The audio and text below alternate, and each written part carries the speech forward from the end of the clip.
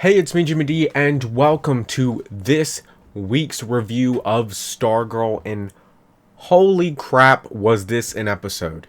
We have a lot to talk about, but remember, this is a conversation, not just mine. So if you ever want to join a conversation directly with me, I do stream on Twitch pretty much every day. Link to that is in the description below. Now, this week's episode of Stargirl, they stepped it up a notch. Well, not just one notch. They stepped it up multiple notches. This week's episode was phenomenal. I loved it. I can't believe they actually killed a child. That blew my mind. I sat here just jaw to the ground. Could not believe it. The kid that they killed, I mean, just the season implications that this death makes is insane. Icicle, huge threat. I did not know how big of a threat Icicle was going to be until this episode. Now, I went in thinking, okay, yes, the Injustice Society is going to be huge. Stargirl did take out Brainwave by herself by accident. She didn't really know what she was doing. So them together was going to be a threat. Icicle alone, I didn't see as this amazing threat, but that's what he is. But let's talk about Icicle's persona in the town, and it gave a lot of backstory to the reasoning behind this plan that we still don't know a lot about, but we know some of the plan. Now, basically, Icicle's wife died 2 years after the death of Starman, and she had some type of disease, and she passed away. And he made a promise to make America a new America. I'm not even going to say the phrase that I was about to say, but to make it this new thing, and this small town happens to be where this plan takes place.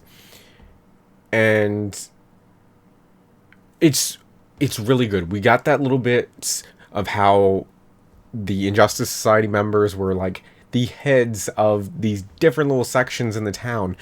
And his alternate persona is really good and seems like a great man. Like, if you just lived in the town as a normal citizen and you saw this person, you would think was the best of the town, that he was the best. And that is how great of a job the show is doing with its villains, with all of its characters. Really, you are getting elements here and there of backstory and character development, and just the storytelling in general is phenomenal, and I can't believe how great it really is.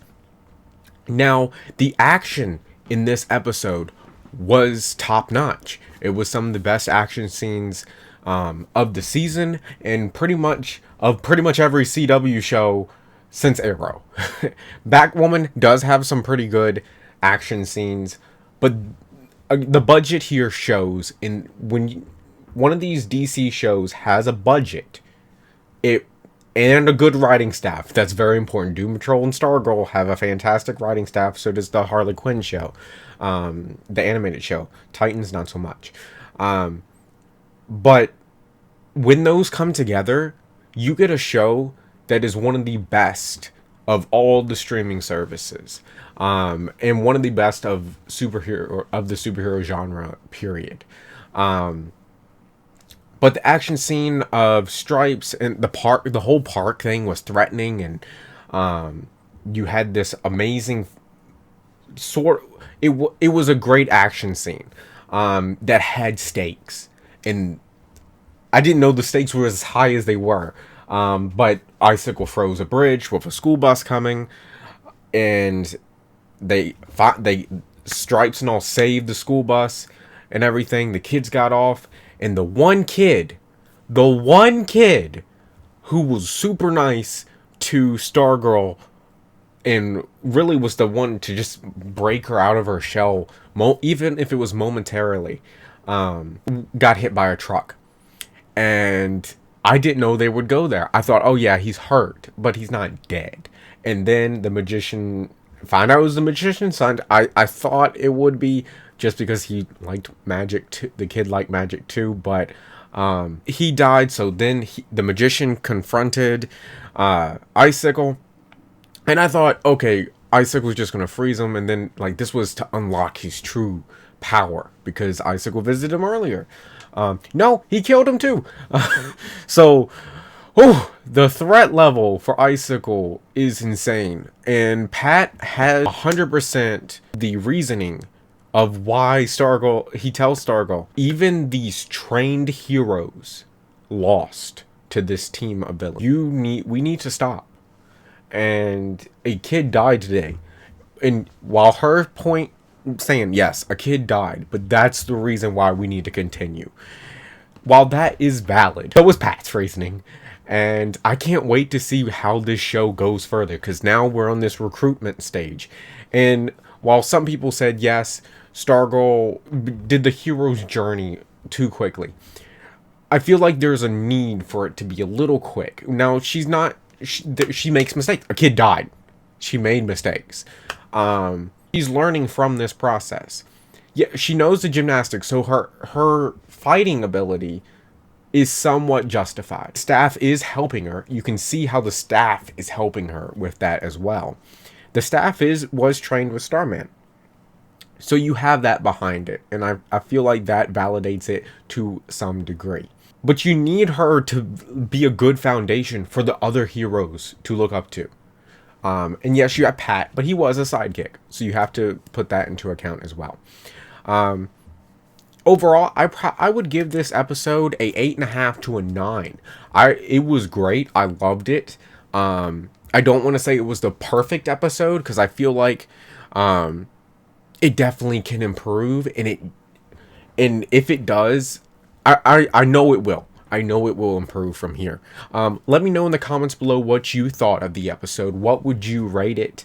And what, over the 3 episodes, are you going to continue watching Stargirl? Typically my rule is I give a show 3 episodes. I know I'm going to continue watching it. Are you? And like I said before, this is not just a conversation for me.